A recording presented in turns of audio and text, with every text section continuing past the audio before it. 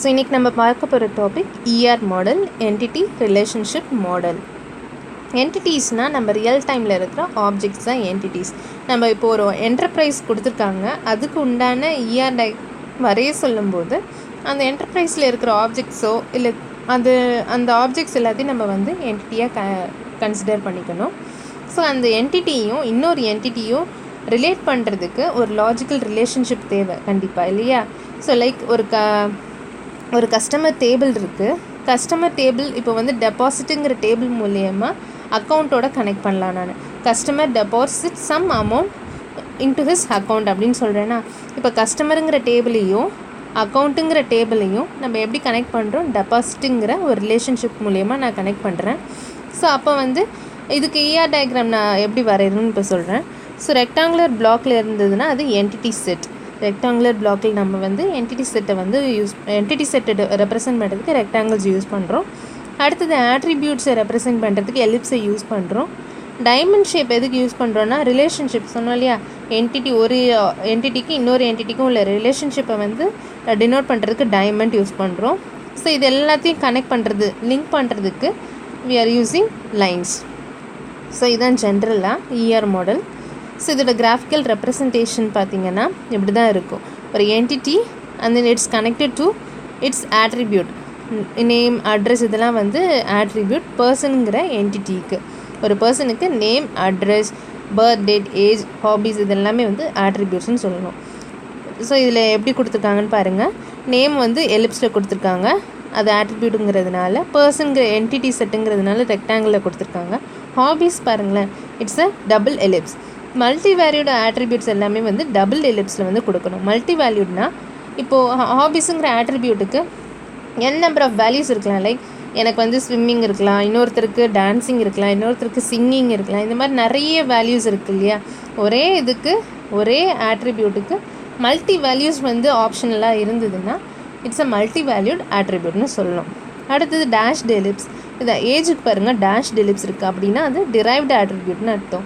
Derived ஆட்ரிபியூட்னா இப்போது ஏஜை வந்து birth date and current டேட்டை யூஸ் பண்ணி தான் நம்ம கால்குலேட் பண்ண முடியும். ஸோ அப்போ ரெண்டையும் யூஸ் பண்ணி கால்குலேட் பண்ணுறதுனால இட்ஸ் அ டிரைவ்டு ஆட்ரிபியூட் அப்படின்னு சொல்லணும். ஓகேயா? அடுத்தது SSN பார்த்திங்கன்னா student serial number. So it's a unique key. இது நம்ம கீஸ் பற்றி படிக்கும்போது இது நம்ம நல்லா தெரிஞ்சுக்கலாம். இவ்வளோ தான்.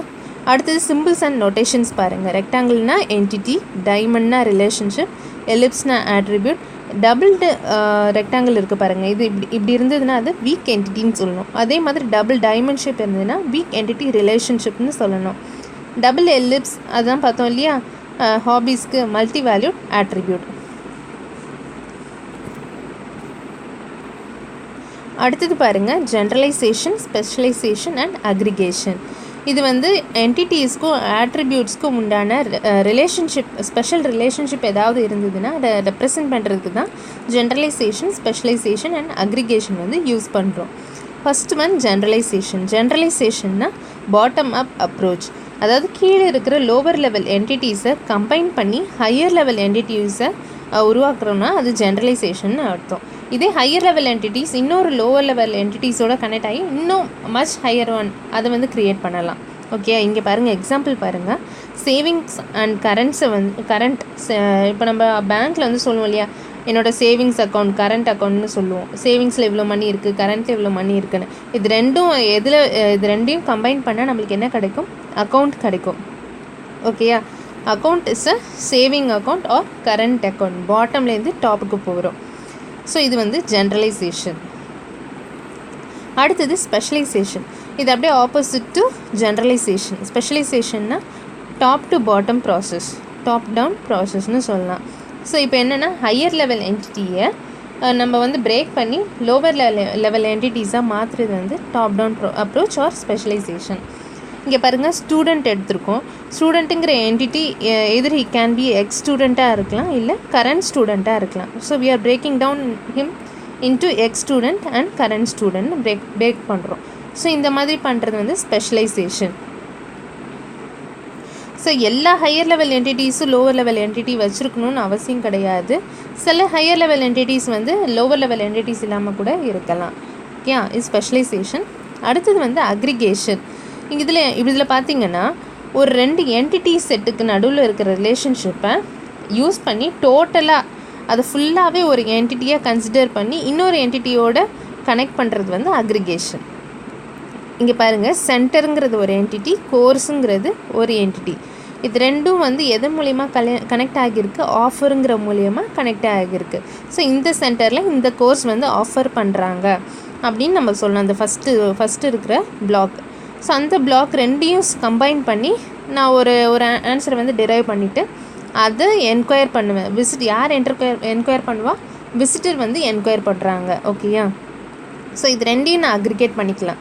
சென்டரையும் கோர்ஸையும் நான் அக்ரிகேட் பண்ணிவிட்டு அது வந்து விசிட்டரோட கனெக்ட் பண்ணியிருக்காங்க, என்கொயர் பண்ணுறாங்க. ஓகேயா? So visitor enquires both centre and course. எந்த சென்டரில் என்ன கோர்ஸ் ஆஃபர் பண்ணுறாங்க அப்படின்றது ஒரு டோட்டல் ஒரு என்டிட்டியாக கன்சிடர் பண்ணிக்கிறோம். சென்டரிங் கோர்ஸையும் சேர்ந்து ஒரு டோட்டலாக ஒரு சிங்கிள் என்டிட்டியாக கன்சிடர் பண்ணியிருக்கோம். ஸோ அதனால் வந்து இதை வந்து அக்ரிகேஷன் நம்ம சொல்கிறோம். ஸோ இது எல்லாமே பார்த்திங்கன்னா ஜென்ரலைசேஷன், ஸ்பெஷலைசேஷன் அண்ட் அக்ரிகேஷன். ஜென்ரலைசேஷன்னா பாட்டம் அப் அப்ரோச், ஸ்பெஷலைசேஷன்னா டாப் டவுன் ப்ராசஸ், அக்ரிகேஷன்னா 2 சிங்கிள் என்டிட்டிஸை டுகெதர் கம்பைன் பண்ணி ஒரு சிங்கிள் என்டிட்டியாக கன்சிடர் பண்ணுறது வந்து அக்ரிகேஷன். ஸோ இதெல்லாம் வந்து ஒரு ways to represent a special relationship between the entities and attributes. Okay, இதெல்லாம் வந்து ER மாடல்.